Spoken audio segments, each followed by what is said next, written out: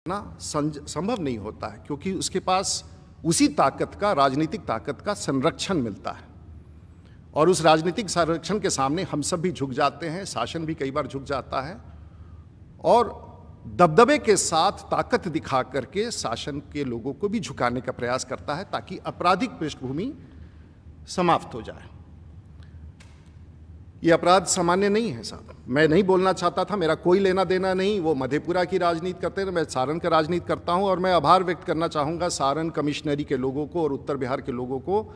हम अपराध की दुनिया से अलग हैं, शांति में हैं, हम ना कोई दंगा चाहते हैं। और हमारे हर समाज के लोग सारण जिला में सुख शांति से रहते हैं, चाहे किसी भी पॉलिटिकल पार्टी के हों, कोई भी विधायक हो, आरजेडी का हो, कम्युनिस्ट का हो, कहीं का हो। हम सब चुनाव तक लड़ते हैं और चुनाव के बाद जाकर के हम सब लोग साथ मिलकर विकास का काम करते हैं। और आज तक मेरे पॉलिटिकल लाइफ में मुझे, आप सबको पता है कि मैं सारण का सांसद रहा हूं, छपरा का सांसद रहा हूं। मेरी लड़ाई बहुत ताकतवर लोगों से हुई है, लेकिन एक सीमा के नीचे मेरे जिला में कोई नहीं गया। और मैं उन लोगों का नाम नहीं लेना चाहता हूं। मैं इतना ज़रूर कबूल करूंगा कि एक आपराधिक रूप से कभी किसी ने पॉलिटिक्स नहीं किया मेरे जिला में, और मैं उन लोगों का आभार व्यक्त करता हूं जो सीमा। तो ये चलिए आप इनका एक पृष्ठभूमि देखिए, और ये पत्रकारों के लिए है।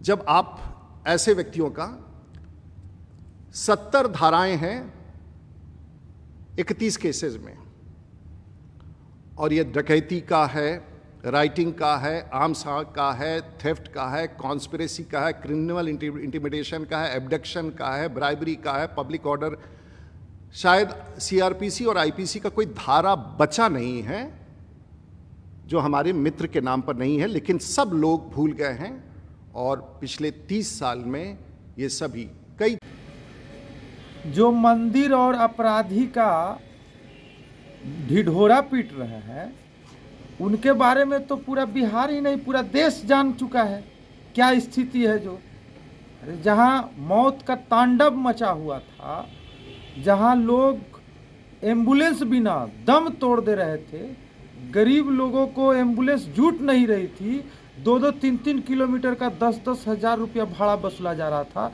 उस समय ये जो भाषण दे रहे हैं, इनकी मानवता कहाँ गई थी? इनकी मानवता कहाँ गई थी?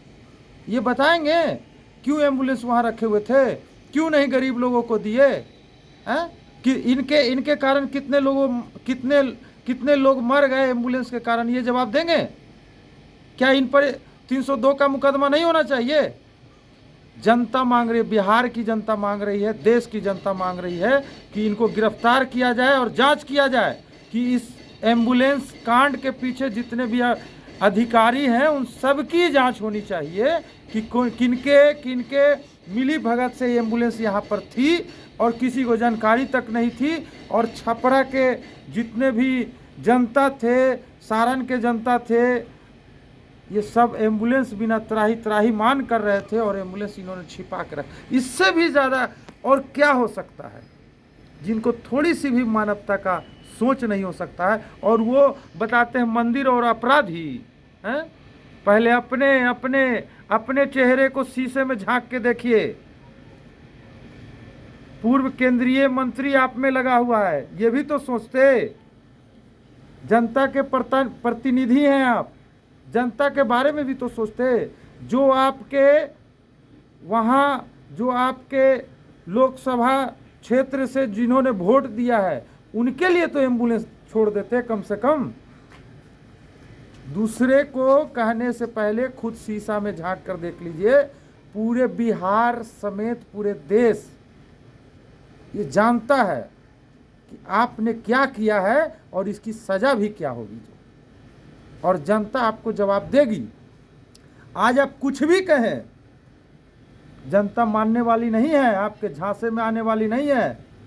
आप लोगों ने बहुत झूठ बोला और झूठ बोल के जनता को ठगा है।